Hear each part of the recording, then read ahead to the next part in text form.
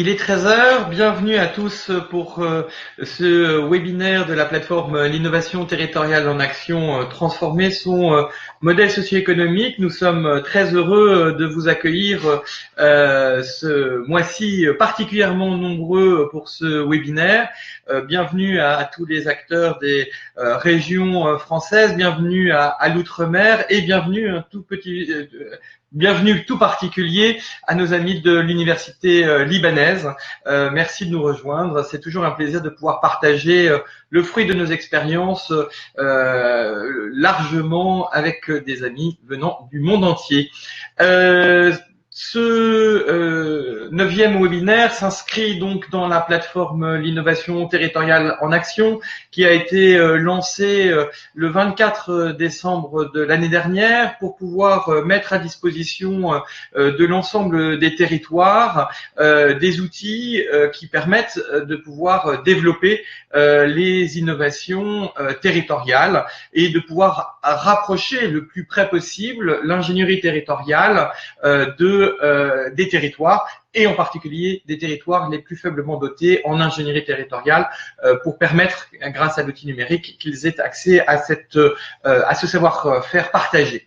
L'objectif est bien évidemment durant un an, de tester ce modèle de plateforme et de pouvoir finalement, avec nos amis de la Caisse des dépôts, du Commissariat général à l'égalité des territoires et de la Poste, pouvoir faire un bilan en vous écoutant, vous territoires, sur finalement l'utilité d'une telle plateforme et de se poser la question en fin d'année, ce que nous en ferons et comment est-ce que nous pourrons la rendre de plus en plus active. En tous les cas, ce qui est important, c'est que chaque mois, vous êtes invité à un webinaire qui permet tout au long de l'année de cheminer sur les grandes questions que nous avons perçues comme étant celles que les territoires se posaient à travers les recherches-actions que nous menons depuis 14 ans maintenant sur la co-construction territoriale. Et ce webinaire d'aujourd'hui sur la transformation des modèles socio-économiques, ce 9e webinaire, est un petit peu particulier puisque certains d'entre vous le savent, le 5 septembre dernier,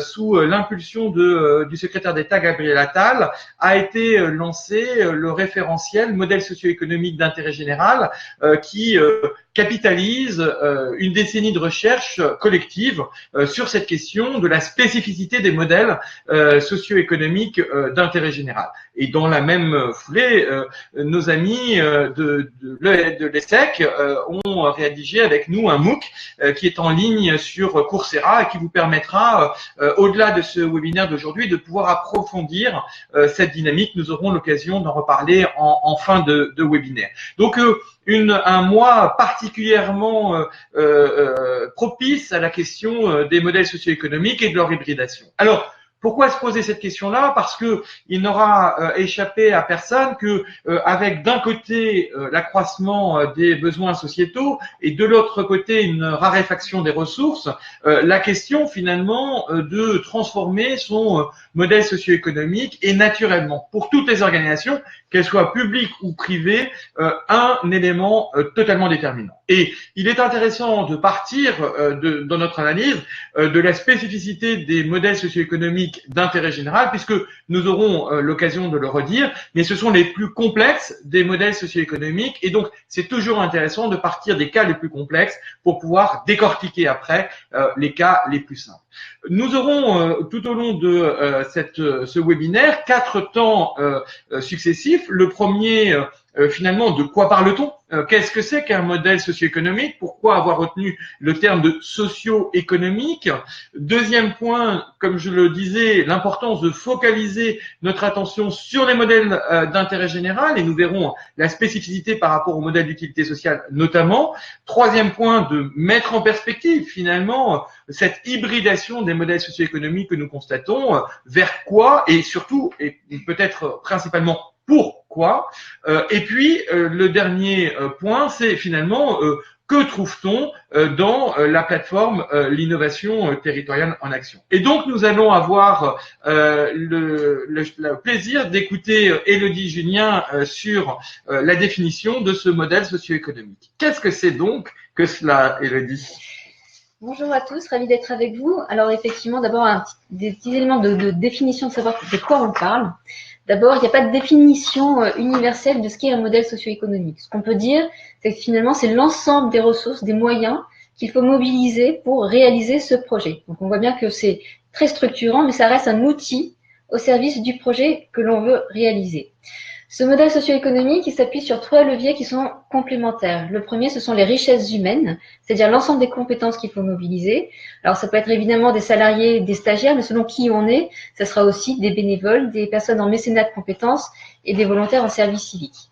Le deuxième levier qui est complémentaire, donc, c'est évidemment les leviers financiers. Donc, c'est l'ensemble des ressources financières dont il faut disposer.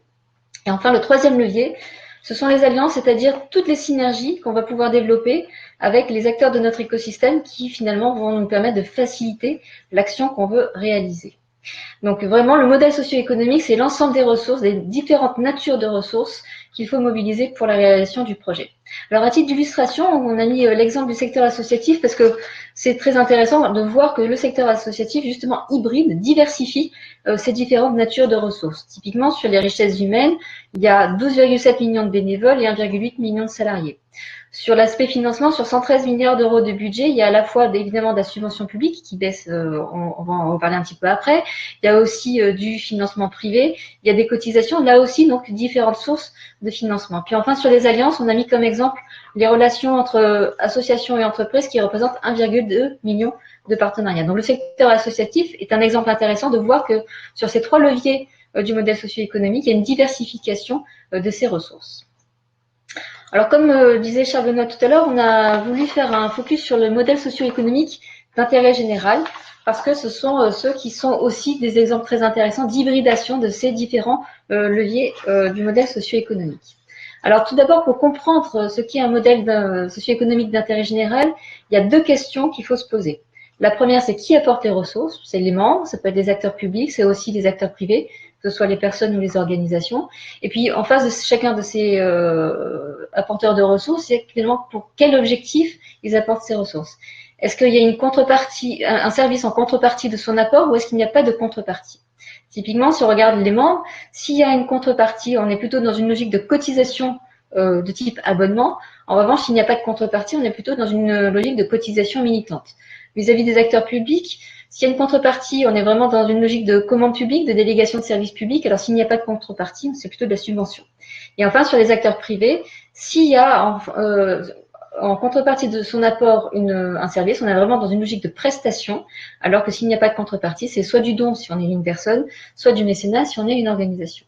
Donc, par rapport à ces 2 grandes questions, finalement, on voit d'un côté des modèles d'opérateurs d'utilité sociétale, parce que derrière, il y a une contrepartie d'un service, et en revanche, on est dans un modèle de structure d'intérêt général, parce que derrière, il n'y a pas de contrepartie d'un service. Alors, par rapport à cette structuration, on a défini une typologie des modèles socio-économiques associatifs. Et cette typologie, elle est basée sur 3 logiques de financement. La première, c'est la structure est financée principalement par la contribution des membres. Deuxième logique, c'est elle est financée principalement par du revenu d'activité. Et troisième logique, elle est financée principalement par un tiers.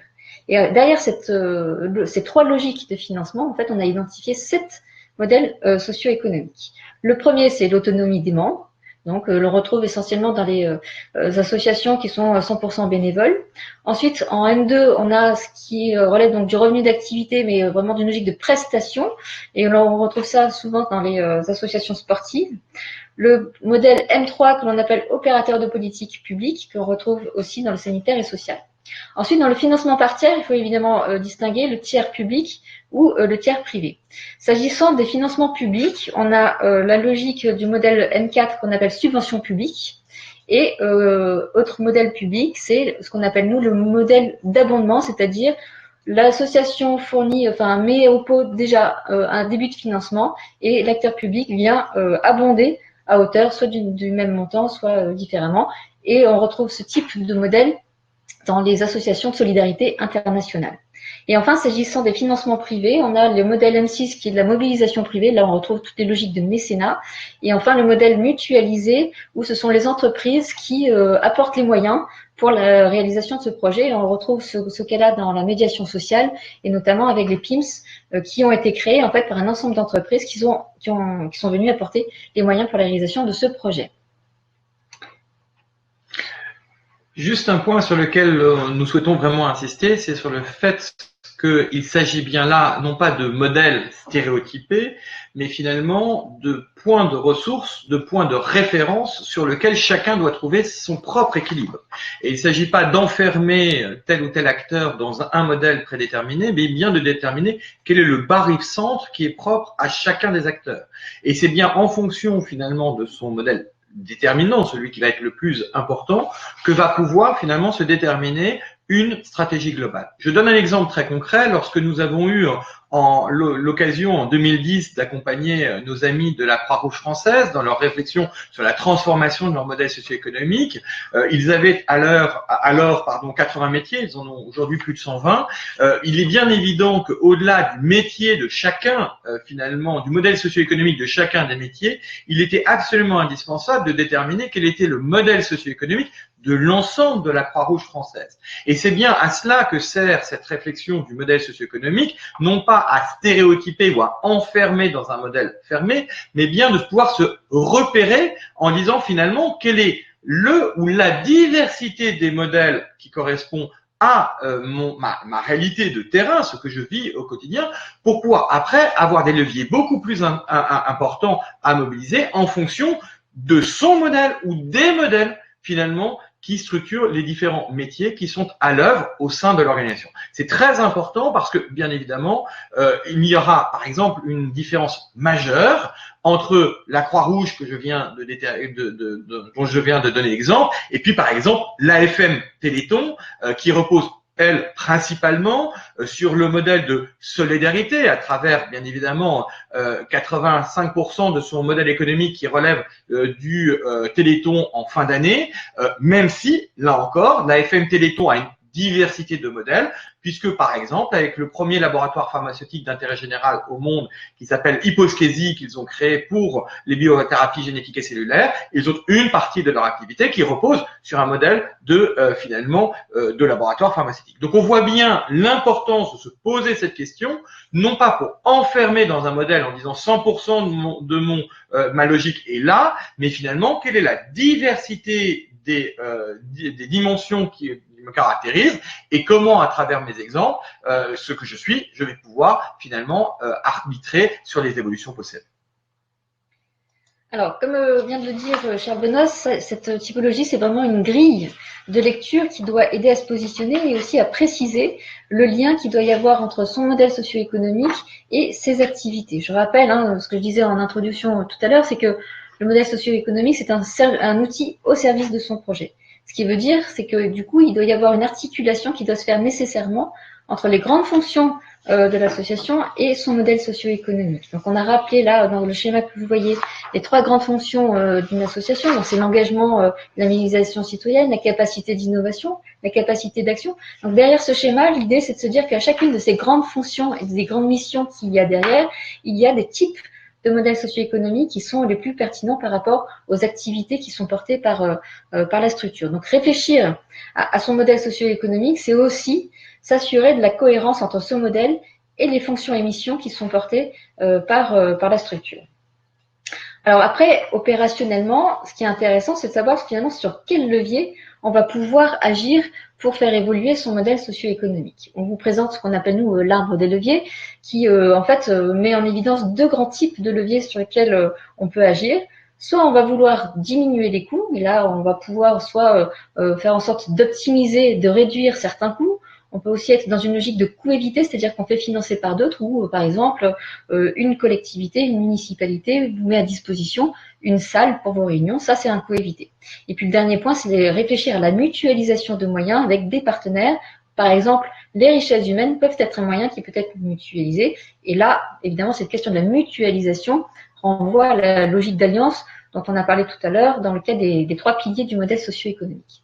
Et puis à côté de ces leviers de réduction des coûts, il y a tous les leviers qui vont permettre d'augmenter les revenus.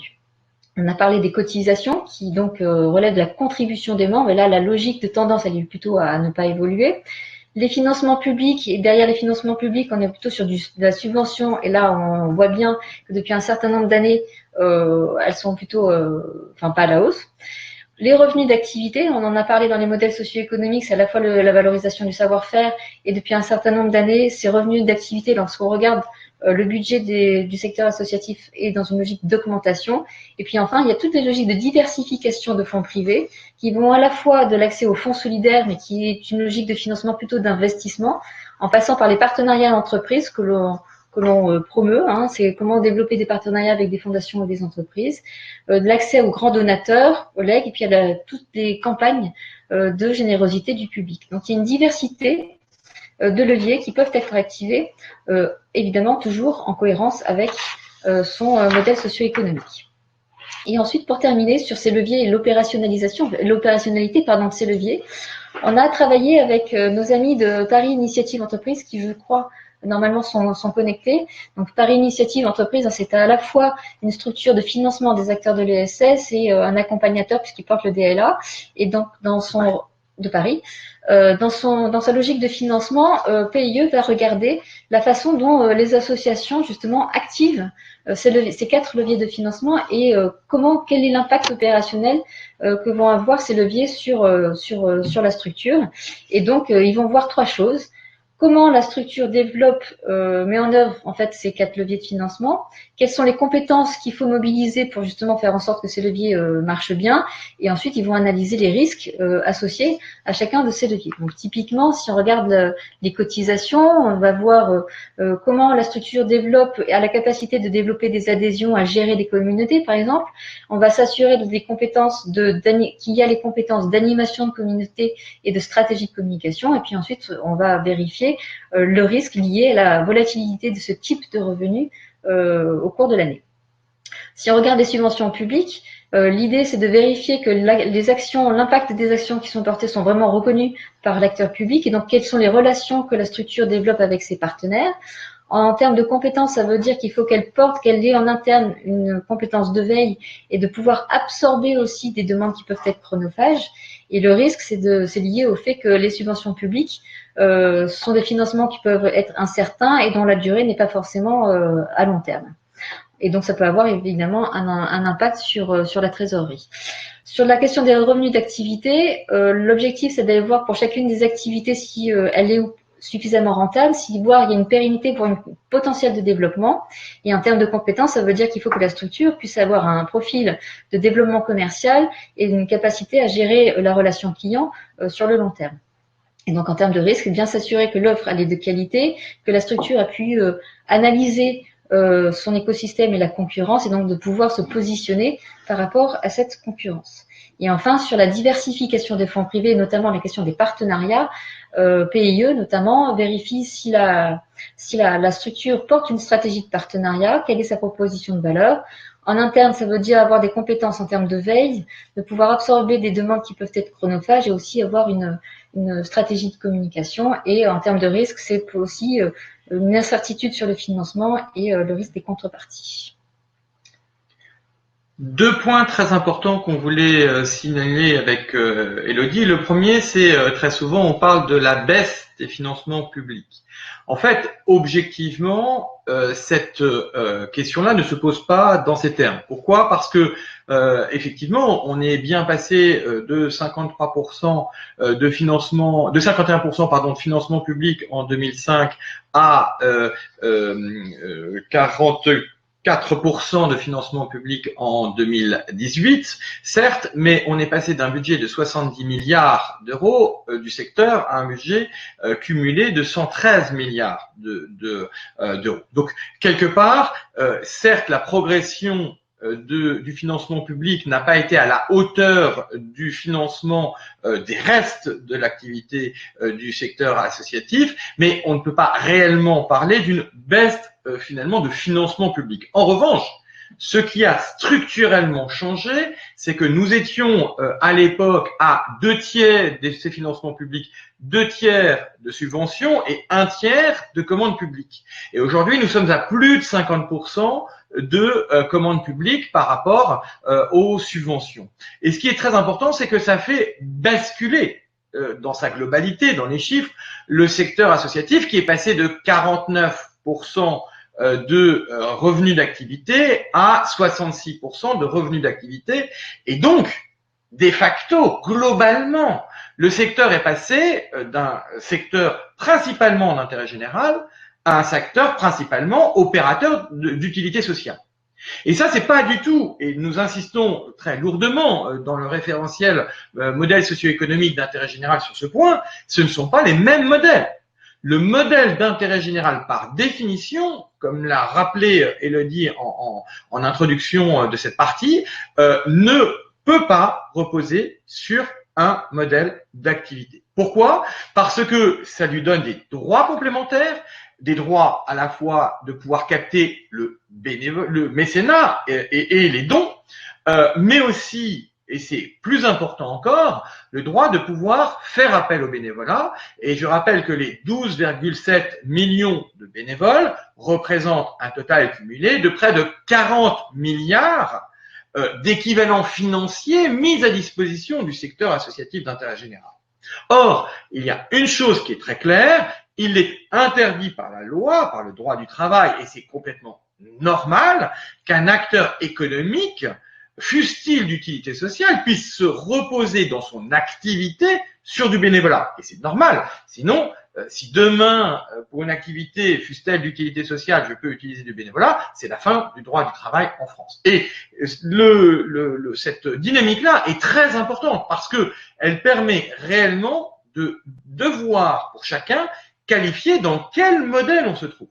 Est-ce que je suis dans un modèle d'opérateur d'utilité sociale ou est-ce que je suis bien dans un modèle d'intérêt général, auquel cas, par nature, la partie de mes revenus d'activité ne pourront pas dépasser un tiers de mon modèle et un plafond de 70 000 euros par an sur cette dynamique-là. Et ça, c'est vraiment très important d'insister sur le sujet parce que finalement, dans la dynamique que l'acteur public et dans la relation et le partenariat entre le secteur associatif et l'acteur public, il y a eu progressivement un basculement, encore une fois en global, d'un financement d'intérêt général vers un financement d'opérateurs d'utilité sociale. Et ce qui place d'ailleurs certaines associations d'intérêt général dans une difficulté, y compris avec leurs partenaires des collectivités territoriales, pour expliciter que, en tant que structure d'intérêt général, elles ne peuvent pas, par la loi, par le droit,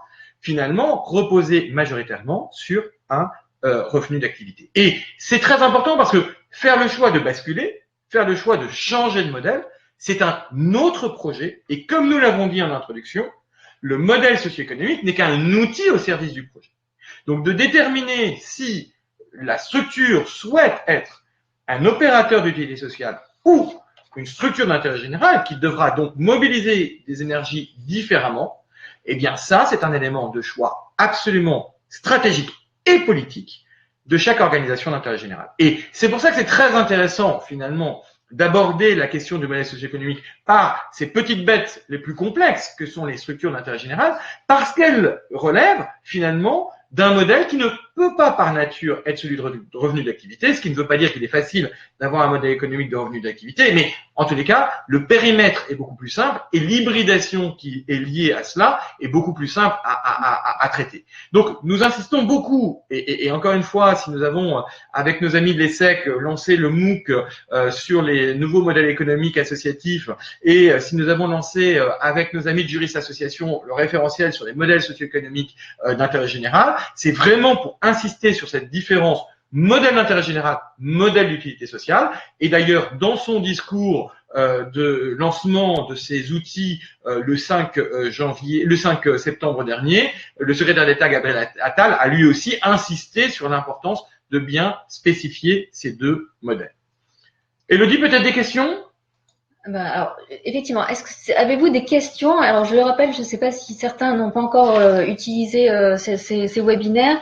Pour participer, vous avez en bas à droite de votre écran un petit onglet qui s'appelle Live Chat. Et donc, c'est par ce biais-là que vous pouvez apporter vos remarques, vos commentaires et évidemment vos questions. Peut-être sur la différence modèle d'intérêt général, modèle d'utilité sociale qui est le cœur du sujet et comporte évidemment dans les deux publications dont a parlé Charles Benoît. Est-ce que ça fait écho à vos activités? Est-ce que ça fait écho à vos réflexions aussi? Voilà, donc si pour l'instant vous n'avez pas de questions tout de suite. De toute façon, il y aura d'autres moments tout à l'heure d'échanges et de commentaires. Donc voilà, n'hésitez surtout pas. Et peut-être que du coup, on peut enchaîner sur la deuxième partie, qui est bien la mise en perspective, ce qu'on appelle l'hybridation des modèles. Cher Benoît. Alors, concernant l'hybridation, finalement, il est très important de bien déterminer le périmètre dont on parle.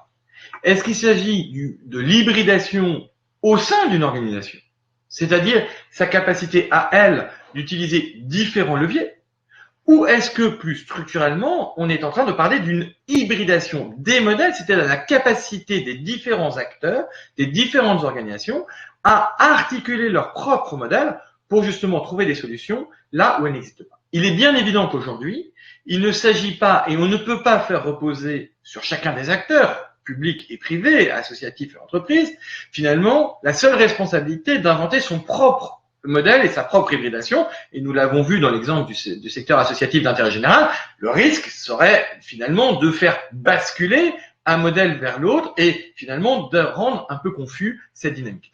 Donc, il faut bien regarder, finalement, au niveau de l'ensemble de l'écosystème, quels sont les différents modèles socio-économiques qui peuvent être articulés et finalement, sur quoi repose le modèle socio-économique d'une société comme la nôtre.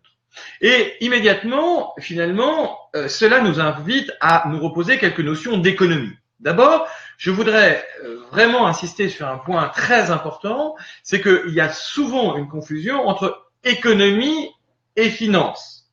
La finance n'est qu'un outil au service de l'économie. Et l'économie, c'est quoi? L'économie, c'est l'équilibre de la maison. C'est-à-dire ce qui permet, comme l'a rappelé en introduction Élodie, de pouvoir finalement avoir les moyens nécessaires pour disposer du projet que l'on conduit. Globalement, finalement, on a trois grandes visions macroéconomiques de trois natures d'économie. Une que l'on connaît très bien, qui est l'économie de marché, où finalement on va vendre un produit et service, que ce soit de façon directe ou indirecte, quand c'est solvabilisé, par exemple dans le cadre d'une politique publique.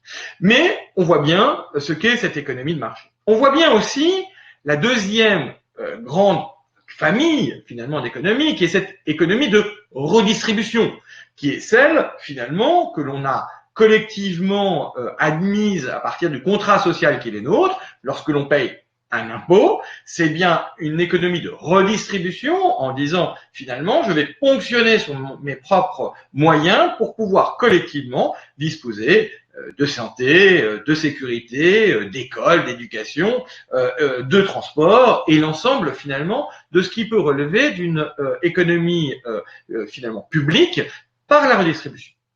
Et entre ces deux dynamiques économiques, l'économie de l'engagement relève sur une notion très différente. C'est celle de librement décider d'attribuer finalement des ressources, qu'elles soient humaines, matérielles ou financières, sur un projet sur lequel je me suis librement positionné. Et là, on va retrouver très clairement à la fois les associations d'intérêt général et les fondations. Cette dynamique finalement des trois grandes sphères économiques, des trois grandes logiques économiques, c'est-à-dire celle du contrat-échange, finalement celle de l'économie de marché, celle de la redistribution, de la capacité à collectivement finalement assurer un certain nombre de services et de solidarité collective à travers l'impôt, et la troisième, d'avoir des projets privés naturellement sur lesquels librement les personnes et les organisations vont pouvoir contribuer à cette dynamique. Cette vision des trois grandes sphères économiques, finalement, a des traductions extrêmement concrètes, microéconomiques, dans les formes d'organisation privées qui sont derrière, puisque, encore une fois, nous ne traiterons pas la question des organisations publiques qui relèvent de l'économie de redistribution. Dans, finalement, ces acteurs privés, on va voir des acteurs, finalement, économiques de l'économie de marché, jusqu'à ces acteurs, finalement, de l'économie de l'engagement, les structures d'intérêt général, et on voit bien que ce qui est très intéressant, c'est que il y a des modèles qui sont eux-mêmes des modèles d'hybridation par nature, et on peut penser à sans doute l'un des plus historiques en France depuis plus d'une quarantaine d'années maintenant, qui est l'émergence finalement des structures d'insertion par l'activité économique. Vous retrouverez dans le MOOC de l'ESSEC le témoignage de André Dupont de Vitamine T, qui explique très bien finalement comment en 40 ans, cette hybridation d'un modèle qui est à la fois un modèle pleinement économique et un modèle pleinement d'utilité sociale, finalement pour répondre à la problématique de l'insertion, va pouvoir émerger. On est bien là dans un modèle hybride finalement entre la structure d'intérêt général et l'acteur économique que je qualifierais de classique. Une fois qu'on a reposé finalement ces notions d'économie et la diversité des modèles qui peuvent se confronter, finalement, il y a deux éléments qui sont très importants à voir. Le premier, c'est que cette diversité des modèles économiques doit vraiment être appréhendée. C'est-à-dire que on ne peut pas finalement comprendre la question de l'évolution du modèle socio-économique d'un des acteurs sans le remettre dans un contexte beaucoup plus global. Et vous verrez que dans le référentiel modèle socio-économique d'intérêt général, on qualifie 6 modèles finalement. Entre l'économie de marché et l'économie de redistribution, finalement, il y a une diversité de modèles, et notamment des modèles hybrides par excellence, que ce soit le modèle finalement de l'économie de la connaissance, que ce soit celui des services publics ou que ce soit celui de l'engagement, c'est déjà en eux-mêmes finalement des dynamiques d'hybridation qui existent. Et surtout, ce qui est très intéressant de regarder, c'est que cette évolution structurelle de l'économie, elle doit s'inscrire dans le temps. Et si vous regardez les travaux qui ont été faits sur finalement les 200 ans d'évolution de l'histoire en termes à la fois d'intérêt général, à la fois de gouvernance, d'activité économique et de technologie, on voit bien que finalement le rôle de ces acteurs, le rôle de ces économies a profondément évolué au cours du temps.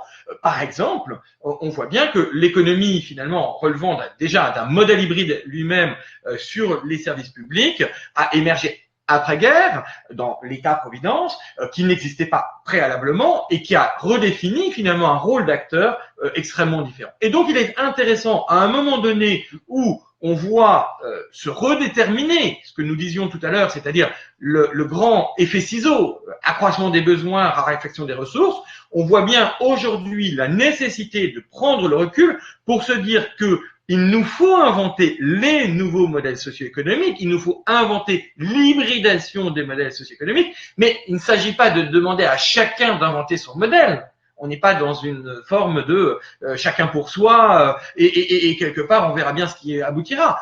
Comment l'articulation de ces 6 finalement modèles économiques qui s'articulent dans notre écosystème vont-ils pouvoir répondre mieux à la fois à leur propre évolution, à leur propre développement, mais aussi et surtout, bien évidemment, à notre capacité collective à relever les défis d'aujourd'hui.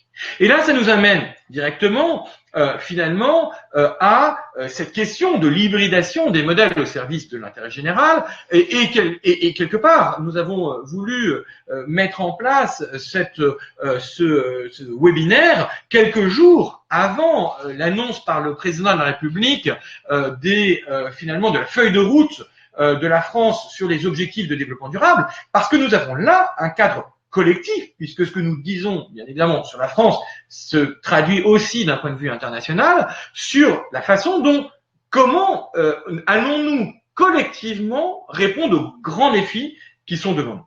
Et ce qui est très intéressant quand on regarde les objectifs de développement durable, au-delà de se rappeler que pour la première fois, nous sommes dans une vision systémique, c'est-à-dire les 16 premiers objectifs nous donnent une vision globale des enjeux de société auxquels nous sommes confrontés, en rappelant bien qu'ils sont interactifs entre eux. On ne peut pas traiter la question de l'emploi d'un côté sans traiter la question du logement de l'autre ou de la santé. Et ça, c'est pas d'un point de vue seulement territorial, c'est d'un point de vue mondial. Donc cette interaction est absolument indispensable. Le deuxième point, qui est une évolution majeure des objectifs du développement durable, comme nous avons eu l'occasion de le dire dans le webinaire sur la qualification de l'innovation sociétale, c'est que c'est une vision où finalement ce n'est plus comment est-ce qu'on est dans une logique un peu d'échange, comment les plus riches vont aider les plus pauvres, mais bien comment on invente ensemble, finalement, du face-à-face au côte-à-côte, une capacité à répondre, parce que tous les pays quel que soit leur niveau de richesse, sont confrontés finalement à ces enjeux de transformation extrêmement profondes. Et c'est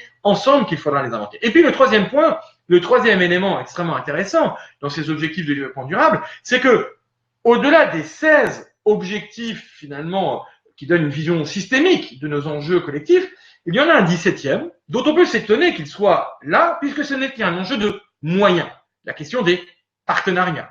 Et eh bien, c'est très simple, finalement. Pourquoi établir au niveau d'un objectif ce qui ne pourrait être ou ne devrait être qu'un moyen, tout simplement parce que cette logique de faire alliance, d'inventer ensemble, est un élément extrêmement nouveau, extrêmement structurant, que ce soit d'un point de vue international ou que ce soit d'un point de vue national. Et je vous invite à regarder les travaux sur l'évolution finalement du mouvement de co-construction du bien commun en France. Il émerge depuis une dizaine d'années, mais nous sommes au tout début d'une nouvelle ère de pouvoir faire ensemble un certain nombre d'éléments. Nous verrons d'ailleurs le 1er octobre prochain à l'Assemblée nationale ce qu'en pensent nos concitoyens à travers l'étude Impact citoyen de l'Observatoire des partenariats qui sera restituée à ce moment-là et je crois savoir que nos concitoyens renforceront encore la question de devoir d'alliance qu'ils nous avaient déjà rappelé en 2015 lors de la dernière étude phare de l'Observatoire des partenariats. Tout ça pour dire que cette question d'alliance est un élément structurant dans le cadre collectif. Mais ce qui est très intéressant, c'est qu'il nous faut de ce fait tirer le fil conducteur sur l'impact sur les modèles socio-économiques et sur l'hybridation de ces modèles socio-économiques. Et dès 2013, à l'occasion des assises de l'entrepreneuriat, le Rameau avait eu l'occasion d'écrire un rapport sur l'entreprise responsable, finalement, en expliquant que l'hybridation des modèles socio-économiques ne pouvait pas relever que d'une organisation ou même d'une catégorie d'acteurs, fût-elle une entreprise qui soit à la fois plus vertueuse et plus ancrée dans une quête de sens. Et on voit que aujourd'hui, avec la loi Pacte signée en avril 2019, un pas énorme a été franchi entre 2013 et 2019 sur cette logique de la place que peuvent avoir les entreprises aux côtés des collectivités territoriales, aux côtés des associations d'intérêt général, aux côtés des fondations pour se poser ces questions-là. Mais encore une fois, la question n'est pas seulement du modèle de chacun, ni de l'objectif de chacun. C'est la capacité à collectivement pouvoir trouver des solutions. Or, qu'est-ce qu'on constate et qu'est-ce qui avait été exposé dès 2013? C'est que si l'économie de marché, bien évidemment une économie de marché renouvelée, plus vertueuse, plus durable, plus équitable, finalement a son sens, puisque le contrat échange finalement que l'on a au moment de la vente d'un produit et service, si celui-ci est durable, bien quelque part est un modèle qui est amené à perdurer. De la même façon qu'il ne s'agit pas de remettre en cause le modèle socio-économique finalement de l'économie de redistribution, celle gérée par l'acteur public, ni celle de l'engagement, dont on peut espérer qu'elle se développe finalement de plus en plus, ces deux modèles constituant ce qu'on a appelé l'économie de solidarité quelque part. Mais entre les deux, finalement, et c'est là où c'est assez nouveau, et encore une fois, parce qu'il y a une raréfaction des ressources et un accroissement des besoins, il y a un trou. Il y a un trou. Un trou qui était finalement relativement facile à consolider entre les deux. Et d'ailleurs, les associations ont souvent joué un peu ce rôle réparateur entre les deux et finalement de faire le lien entre ce que l'économie d'une part pouvait faire, de marché d'une part pouvait faire et l'économie de redistribution d'autre part pouvait faire. Mais quelque part, ce trou-là, finalement, il a grandi. Il a grandi jusqu'à représenter grosso modo 10% des besoins d'une économie territoriale. Et quelque part, on voit bien qu'il faut donc inventer la capacité à avoir une économie hybridée qui permet de dire c'est pas chacun des acteurs qui va s'hybrider, mais comment associer la complémentarité des positionnement de l'acteur public, positionnement de la structure d'intérêt général, association, fondation, positionnement de l'entreprise, pour pouvoir associer une réponse, co-construire une réponse, finalement qu'aucun des acteurs prix indépendant ne peut répondre. Et cette logique-là est vraiment un choix profond. Parce que soit on donne la responsabilité à chacune des organisations finalement d'inventer sa propre hybridation. Et dans ce cas-là, on risque d'avoir une énorme cacophonie. Et on risque d'avoir des dérives comme celles que l'on commence à connaître dans le secteur associatif, où le secteur associatif était traditionnellement un secteur d'intérêt général, et on le pousse de plus en plus à être un opérateur économique d'utilité sociale. Ce que, pour certains, c'est un choix délibéré, et c'est une évolution naturelle et souhaitée, très bien, mais pour d'autres, n'est pas le modèle vers lequel ils veulent évoluer. Et donc, il nous faut absolument, en termes de modèle économique, comprendre qu'il faut sortir d'un modèle économique qui serait le plus performant et qui s'appliquerait à tous, pour prendre en compte la diversité des modèles socio-économiques et de pouvoir, grâce à cette diversité, répondre avec plus de pertinence en fonction des enjeux, des plateformes d'acteurs et d'actions qui sont très concrètement sur les terrains sur lesquels cela s'applique. Et cet élément-là est tout à fait déterminant.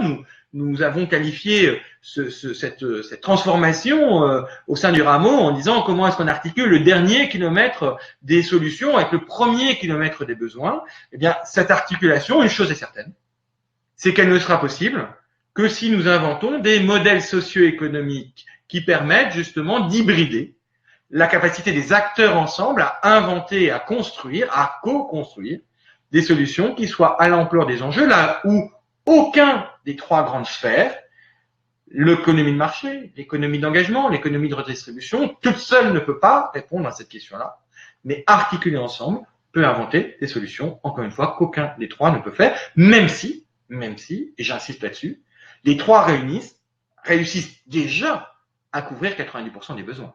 Parce que n'oublions pas, et là encore, c'est un point très important, que nous sommes là en train de parler d'une situation la plus complexe, mais que pour le reste, bien évidemment, les modèles déjà existants s'appliquent et ont encore de longues vies devant eux. Donc attention aussi de ne pas tomber dans la logique où tout serait innovation, où il faut tout mettre au placard et demain tout sera différent d'aujourd'hui. Non, non, non.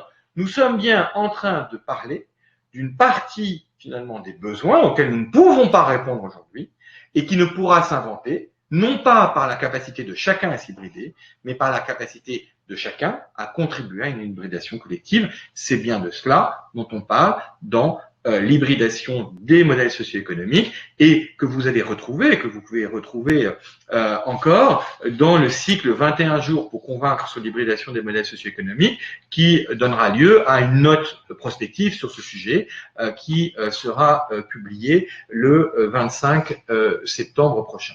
On voit bien toute l'importance, toute la profondeur de cette question et vous voyez que il y a un continuum total, très clair, finalement, entre la capacité d'une organisation de territoire, qu'elle soit TPE, association d'intérêt général, collectivité territoriale, jusqu'à cette capacité collective, à travers le cadre commun aujourd'hui que sont les objectifs de développement durable, à inventer ce que doivent être les réponses pour être à la hauteur des défis qui sont devant nous. Ah, merci, Quelques questions? Oui, il y a Lionel qui nous pose une question. Alors, c'est plutôt en lien avec la première partie, mais ça rejoint un peu ce que vous venez de dire. Sa question, c'est pourquoi les deux modèles, c'est-à-dire d'intérêt général et d'utilité sociale, ne pourraient pas coexister? Et je pense qu'entre parenthèses, c'était au sein d'une organisation. Alors, tout simplement parce que il ne faut pas créer la confusion. C'est-à-dire que il y a un moment donné où il est important, bien évidemment, de déterminer quel est son positionnement, à la fois pour ses membres, pour soi, et à la fois, bien évidemment, pour l'écosystème dans lequel on est. Le risque que l'on prend à avoir une trop grande hybridation dans une organisation, c'est de pouvoir confondre ces fonctions. Quelque part, la fonction d'utilité sociale et la fonction d'intérêt général sont extrêmement complémentaires, mais ne sont pas les mêmes. Et donc, finalement, c'est une tension que de devoir être dans deux modèles qui ne sont pas les mêmes. Et le deuxième point qui est extrêmement important, c'est que il ne faut pas confondre l'objectif avec le modèle socio-économique associé. C'est-à-dire que ça n'est pas parce que je ne suis pas d'intérêt général que je ne peux pas avoir une vocation de répondre finalement à une envie collective de répondre à la transformation de notre société. Donc on est bien en train de parler là d'un modèle socio-économique. En revanche, pourquoi on ne peut pas? Parce que heureusement, le droit dit attention, Vous ne pouvez pas être à la fois pile et face. Si vous êtes pile et face, là, on ne comprend plus rien et on ne sait plus si vous êtes éligible à quoi. Et à ce moment-là, c'est très perturbant pour tout le monde. C'est très perturbant parce que vous risquez, vous, d'être requalifié à un moment donné. C'est, encore une fois, complètement logique. On ne peut pas être les mêmes. Et deuxième point, parce que pour vos partenaires, en fait, ils ne savent plus exactement à qui se fier. En revanche, et c'est là encore une fois où il ne faut pas confondre les modèles, un certain nombre d'acteurs, opérateurs d'utilité sociale ont remis au niveau de leur gouvernance les clés de la maison à une structure d'intérêt général. Et par exemple, ça s'est beaucoup fait, et ça se fait encore beaucoup, dans les structures d'insertion par l'activité économique, où en fait la sommitale, c'est-à-dire celle qui détient le pouvoir finalement de chacun des opérateurs d'utilité sociale, est une structure à gouvernance d'intérêt général et d'ailleurs de statut d'intérêt général, c'est-à-dire que les remontées des dividendes et des bénéfices qui peuvent être faites ne peuvent pas être redistribués autrement que pour réinjecter dans des projets d'intérêt général. Mais j'insiste sur le sujet. Là, nous sommes en train de parler d'une logique de gouvernance. Nous ne sommes pas en train de parler d'une logique de modèle socio-économique, puisque, encore une fois, au sein de la même structure, on ne peut pas à la fois être un opérateur d'utilité sociale et une structure d'intérêt général, parce que ça voudrait dire, si on est un opérateur d'utilité sociale, qu'on a le droit de pouvoir utiliser d'une part les outils de financement type mécénat et dont ce qui est évidemment réservé à l'intérêt général, et plus encore une fois, et j'insiste sur ce sujet-là parce que c'est là où le niveau de risque est le plus fort, de pouvoir s'appuyer sur des bénévoles, là où, bien évidemment, un opérateur d'utilité sociale n'a pas le droit aujourd'hui de le faire. Ça serait mettre en risque, bien sûr, le droit du travail. Alors, s'il n'y a pas d'autres questions, j'aimerais bien qu'on revienne sur cette troisième économie passerelle. Quelles seraient les conditions de changement? Qu'est-ce qui fait que on peut dire que tous les acteurs pourraient être entraînés à faire ensemble et à s'articuler, à s'hybrider entre eux? Est-ce qu'on a déjà des éléments de réponse? Merci pour cette question qui n'était pas prévue, donc je vais improviser en ligne, mais c'est aussi tout l'objectif de ces webinaires.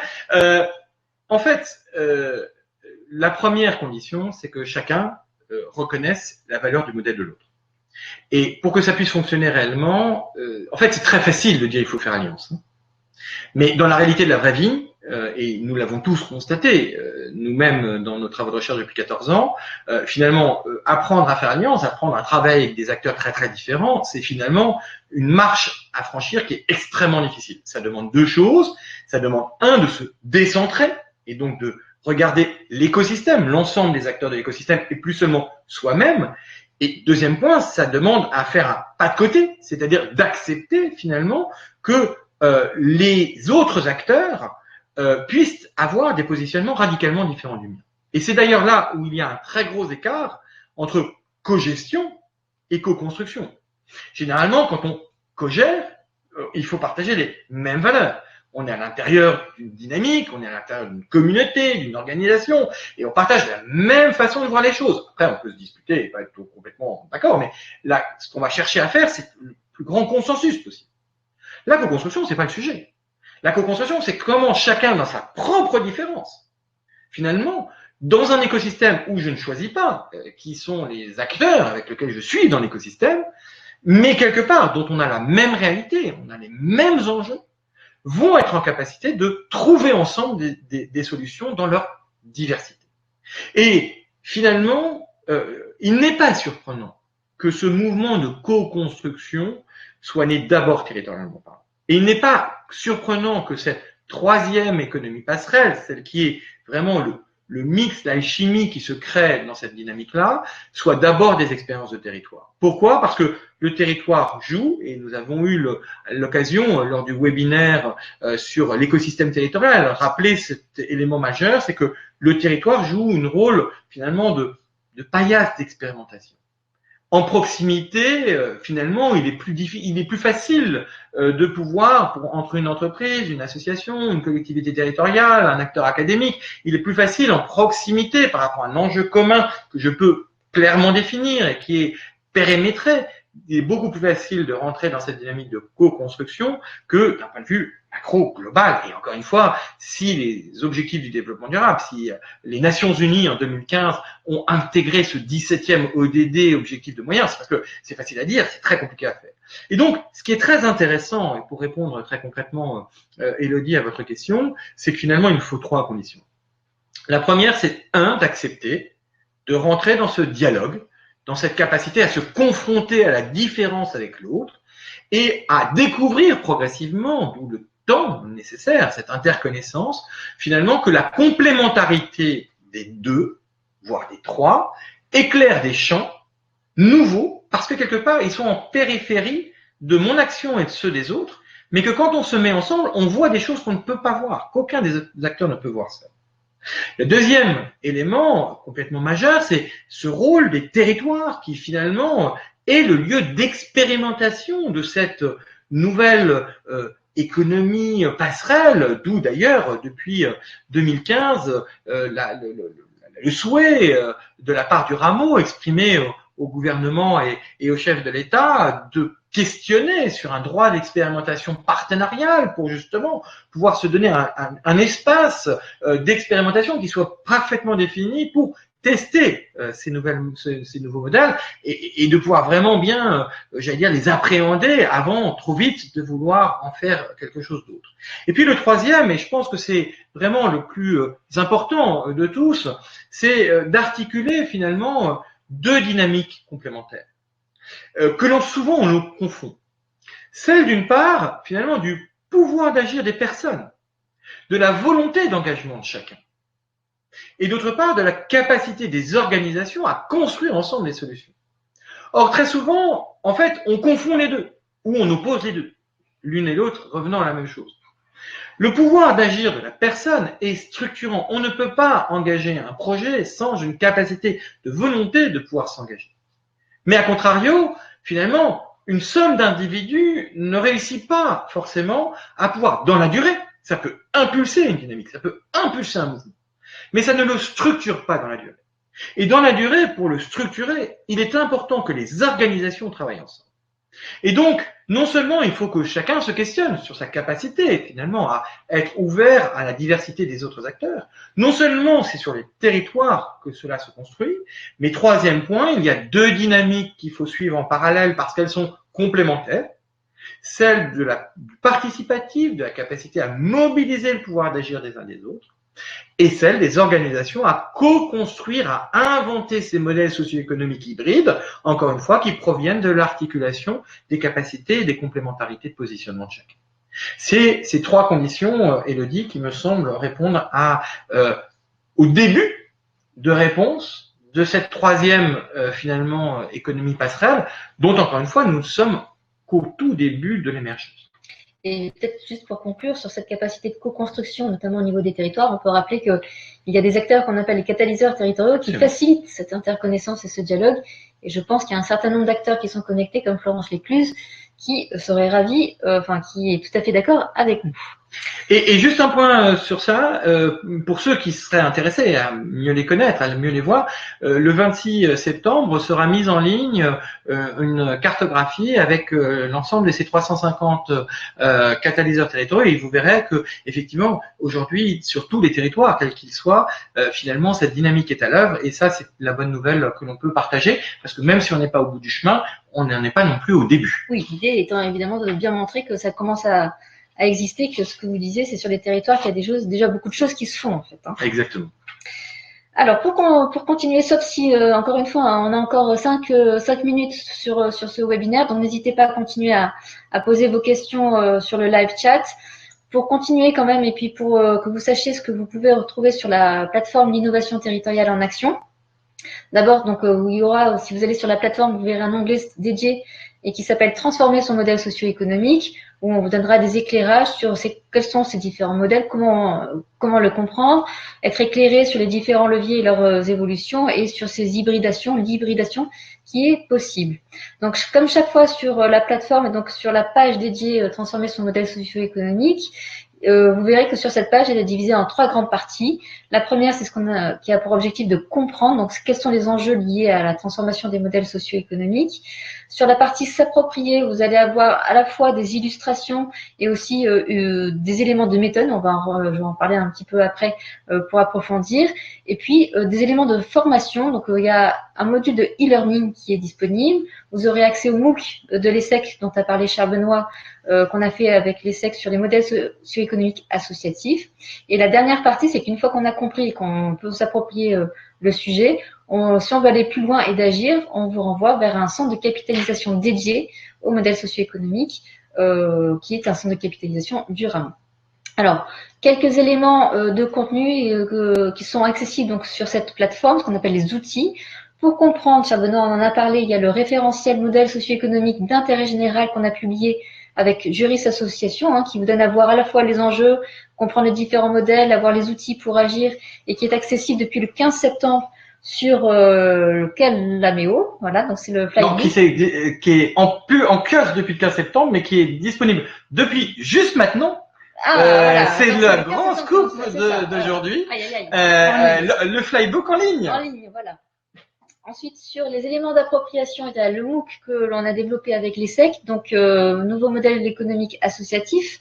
Donc, c'est 4 modules de 2 heures et dans lesquels vous allez avoir de nombreux témoignages, notamment d'experts, de dirigeants associatifs, donc voilà, qui éclairent le sujet et qui est disponible sur la plateforme Coursera.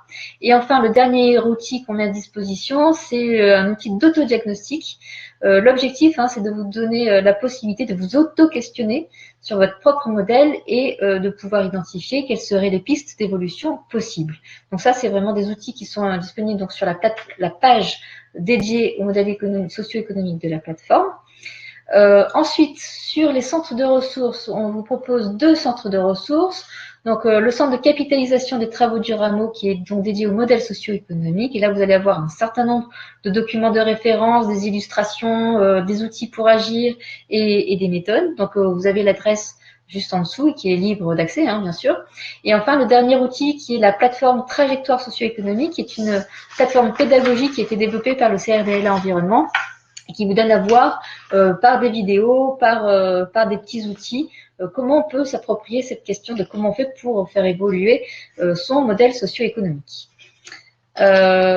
Et juste pour répondre à Florence, l'adresse web de la plateforme, en fait, elle est sur l'une des toutes premières pages du PowerPoint qu'on est en train de lire, et ce PowerPoint sera accessible. Mais de toute façon, on vous envoie ensuite un petit mail avec les documents et l'accès à la plateforme. Donc, il y aura toutes les adresses qu'il faut dans ce mail. Et sinon, c'est innovationterritoriale.plateformecapitalisation toutattaché.org.